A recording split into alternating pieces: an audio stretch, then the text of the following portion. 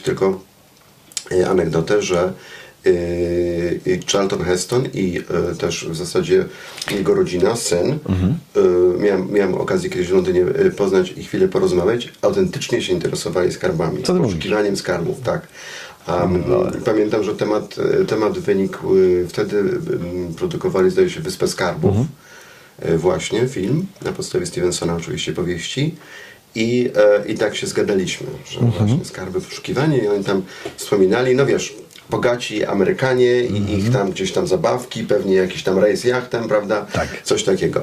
Ale generalnie byli zainteresowani, więc ta ekranowa postać, którą czasami Heston prezentował, takiego macho, ona gdzieś tam miała odzwierciedlenie w życiu. Zresztą bardzo fajny gość, taki absolutnie natychmiast łapiesz kontakt fajny. Także. I to mimo, że pokoleniowo mocno dojrzały człowiek już wtedy pewnie. Ale wracając do Zaginionej Arki, no to wiesz, czapka, kapelusz z głowy, dlatego że zrobili coś takiego, co jednocześnie miało sens, logicznie się to wiesz, trzymało. To było film akcji, film zabawy i tak dalej, ale cała masa tych takich różnych filmów, które były i w latach 60., tych awanturniczych, tak, przygodowych, 70., 80. też, bo przecież mamy tam z kolei takich eksploratorów, którzy gdzieś tam pojawiają się te wątki eksploracji w Egipcie, mumie, duchy. Zawsze to było, wiesz, ja nie mówię o tym z tym, ale jeszcze były takie seria Hammer, tak po prostu londyńskie, horrory ocierały się często o eksplorację. I tam były... Coś wykopali. Tak, albo motywy właśnie, wiesz, jakiejś ekspedycji, prawda? I jakiś tam aspekt okultystyczny się pojawia. Więc takich filmów była cała masa.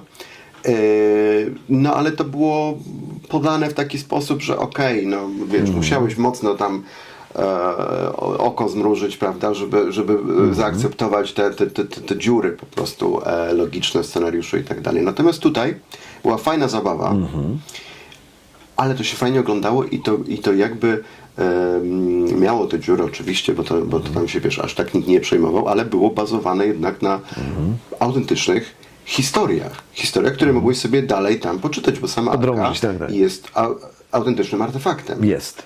I to jest, wiesz, przynajmniej funkcjonującym w przekazie biblijnym. Tak. To jest, no, możemy sobie wyobrazić, że faktycznie coś takiego istniało. Jest za dużo chyba tego opisu, zbyt dokładny, wiesz, no, biblijny opis mówi o wymiarach, prawda? Tej kształcie, materiałach, co się w niej miało znajdować i tak dalej. Tak? I też w Biblii różne są te opisy, pisane przez różne te osoby w różnym czasie i one jednak opisują ten sam artefakt, więc wiesz, tutaj jakby nie ma kwestii, coś takiego musiało istnieć i oczywiście, no ponieważ żyjemy w świecie opartym na jednak religii, kulturze judeo-chrześcijańskiej, więc dla nas to jest bliskie, prawda? I tutaj jakby bardzo sprytnie Spielberg właśnie buduje całą narrację wokół czegoś, z czym się możemy identyfikować w ogóle, że warto czegoś takiego szukać. Nie? Też ten wątek poszukiwań Arki przez nazistów, tak? Jako tej biblijnej Wunderwaffe i takiej swoistej broni zagłady, co też jest oparte, powiedzmy, na przesłankach racjonalnych, bo Niemcy rzeczywiście prowadzili tego typu poszukiwania. Jak najbardziej. W ogóle co ciekawe, jeszcze w XIX wieku ta archeologia, wczesna archeologia w Egipcie, tam Niemcy bardzo intensywnie działali i byli istotni, tak? Natomiast oczywiście sceny, gdzie widzimy nazistów, w ogóle samoloty, tam goście chodzą, wiesz, w umundurowaniu i tak dalej i robią wykopaliska w Egipcie, no to wiadomo, to taka to ciekawostka, fikcja, ponoć wszystkie mundury wykorzystane przy produkcji poszukiwaczy Zaginionej Arki były oryginalne. To znaczy nie szyte, a rzeczywiście oryginalne mundury gdzieś tam zdobyte z demobilu. Także to jest taka ciekawostka.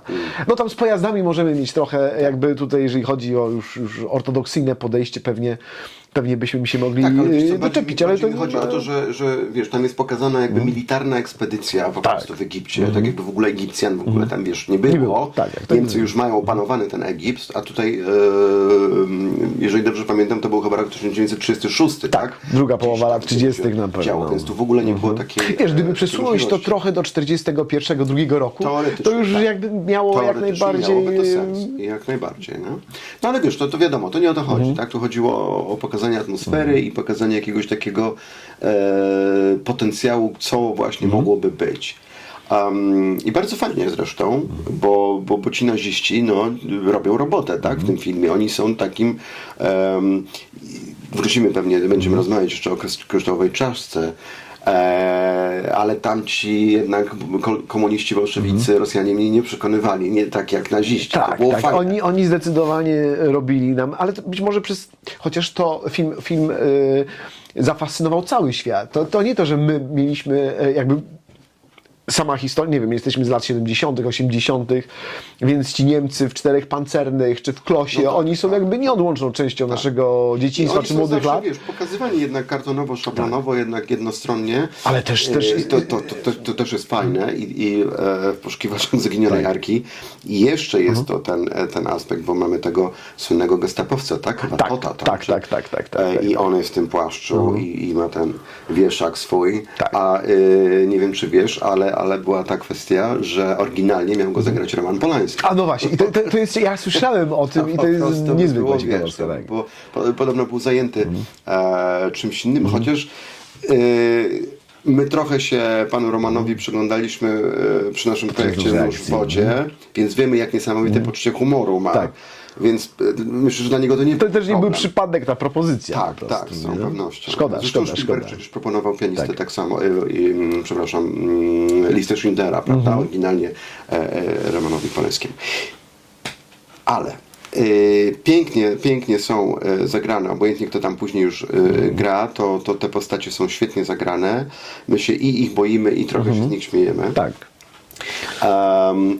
I ten aspekt taki właśnie tego niemieckiego zaangażowania, on też się nie bierze znikąd. I on też, to jest taka ciekawostka, bo powiedzmy, że troszeczkę weszliśmy w temat, no to gdzieś kojarzymy temat organizacji Ahnenerbe i ich rzeczywistych, wiesz, często szalonych przecież badań nad przodkami, nad powiązaniem zupełnie kosmicznych, często i irracjonalnych rzeczy w służbie takiej religii państwowej, czy w służbie tożsamości przodków. Tak.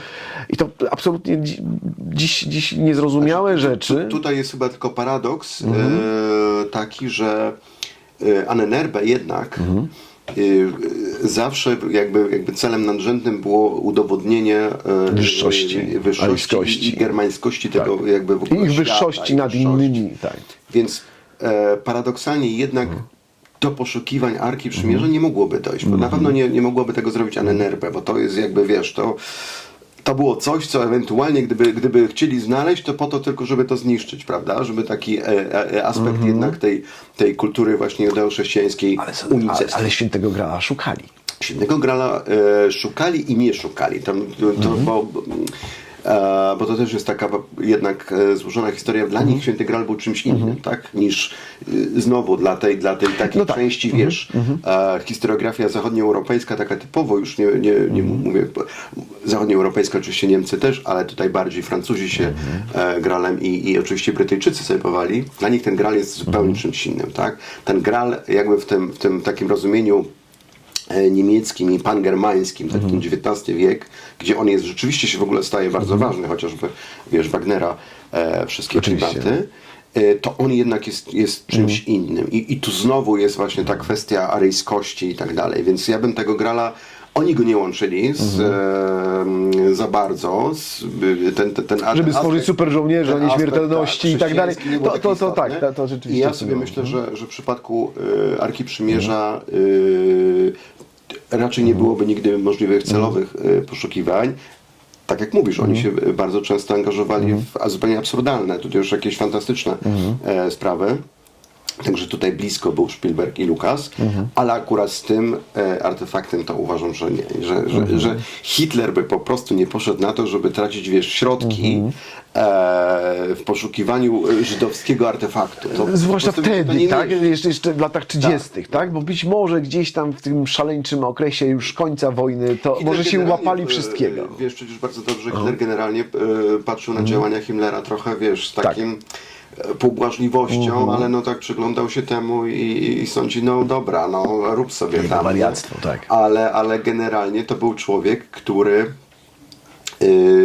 nie miał złudzeń specjalnych, jeżeli chodzi. On był bardziej oportunistycznie traktował te wszystkie klimaty pangermańskie i całą tą akcję właśnie wyższości i tak dalej, dlatego że on był zafascynowany światem klasycznym. Jak Grecja, Rzym, to było dla niego, wiesz, jakby wzorce, czy architektura, czy sztuka, a wstyd mu było trochę, wiemy o tym dzięki spisanych rozmowach przy stole, tak? Przez Hugh Trevor Robera.